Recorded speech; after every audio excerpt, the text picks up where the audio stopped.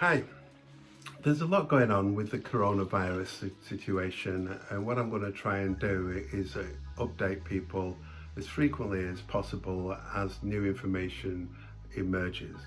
Now, it's very much shifting sands at the moment. The government is bringing out new information every day, and the advice is changing every day. Not all the information is available as we speak.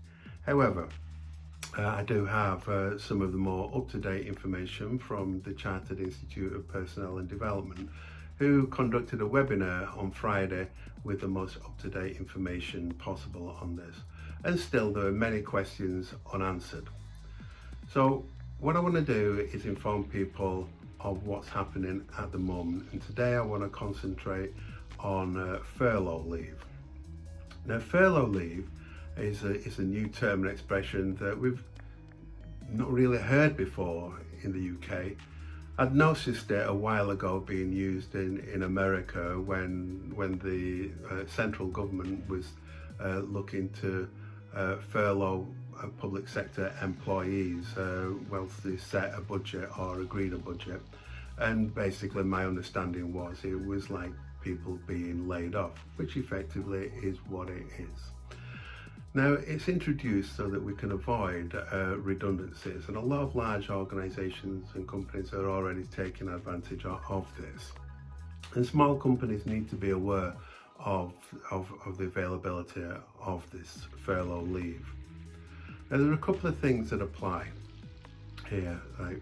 First of all, any employee that is intended to be furloughed must have been on PAYE on the 28th of February of this year. Now, although the scheme was announced on the 20th of March, it dates from the 1st of March. It's intended to run for 3 months and will be reviewed in mid-May. In mid-May, it might be decided to extend it, or it might be decided to end it at the end of May. We don't know that yet. It's a decision to be made from whatever the circumstances are at that time. But meanwhile, the rules that apply. People that are entitled to furlough leave, as I said, have to have been employed on a PAYE contract prior to the end of February. They are entitled, or the employer is entitled, to draw down 80% of their average wages up to £2,500 per month. As employers, you need to be aware that this is for their wages at the moment. It's not for things like car allowance, it's not for things like overtime, it's not for things that are considered bonus payments or all sorts of things like that. It is strictly about the basic pay that people should earn and the average that they earn over that time. Now, as I say, all workers that are on PAYE up to 28th of February of this year may be entitled to this.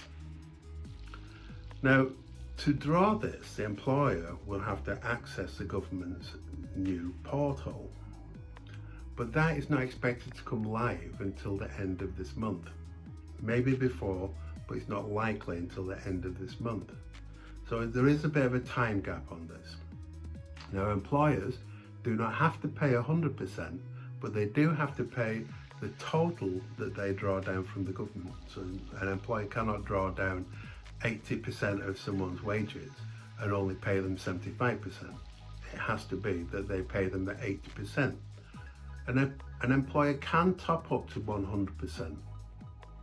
But if they don't top up to 100%, if they decide that they can't afford to or they don't want to, then they have to have the written consent of the employee to be furloughed.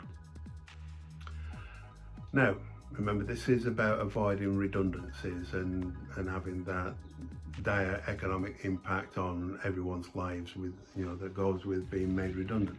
It's about keeping people in employment. What can they do whilst they're furloughed?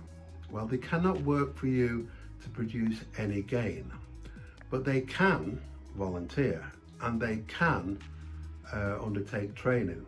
So So this might be something that you want to consider, that in the time where you have people not working, you might be considering how you can undertake development activities with your staff.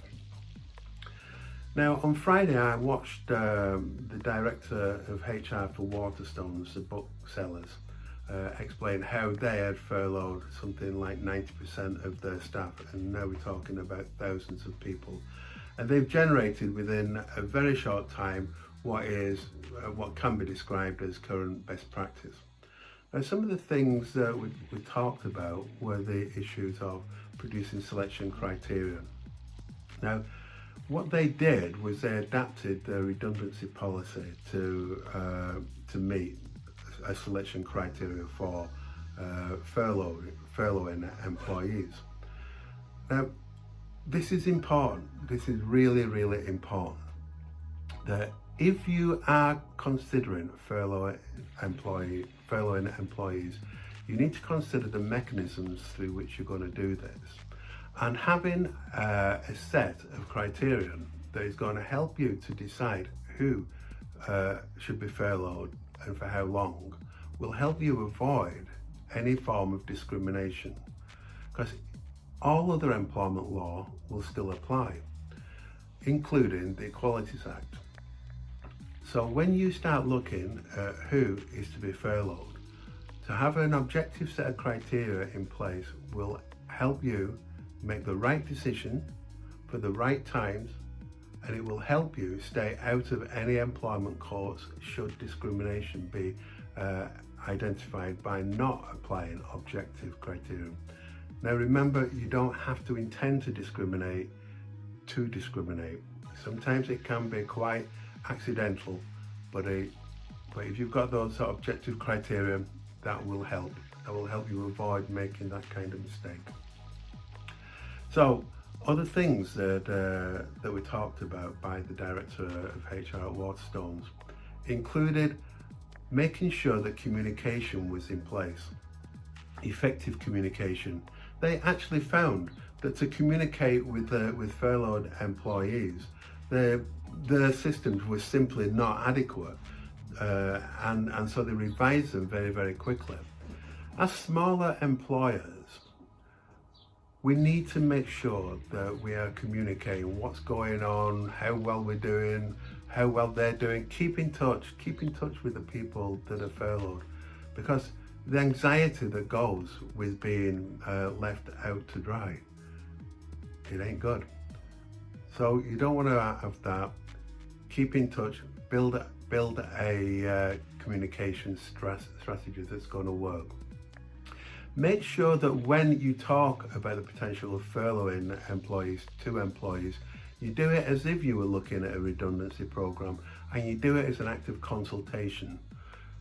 You document everything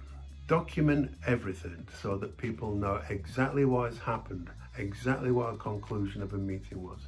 So if, for instance, I was working for you and you were going to furlough me, then it would be good practice to sit me down, possibly over a WhatsApp phone conversation, video conversation, however you can do it that is safe. You do that, you talk to me, and you note what has been said, and you write it down, and you communicate that to me, and that makes sure that you have integrity in the way that you're dealing with this crisis. Now remember, everything is being reviewed constantly. The news is changing daily on this. The rules are changing frequently, and we in the HR profession are getting them in dribs and drabs. We don't get it all, we don't know it all, but if you get in touch with me, what I don't know, I will endeavour to find out. And if I have no information to provide with you, I will let you know. So get in touch with me at mike.gill@hrmanagementmadeeasy.com, and we'll look to address any of your questions, and for anything to do with coronavirus, it will be free of charge. So what I want to say, keep safe, keep our businesses going, we'll pull through this, and we'll come out fighting fit to fight back for our businesses and get this economy going again. Thanks for listening. Bye.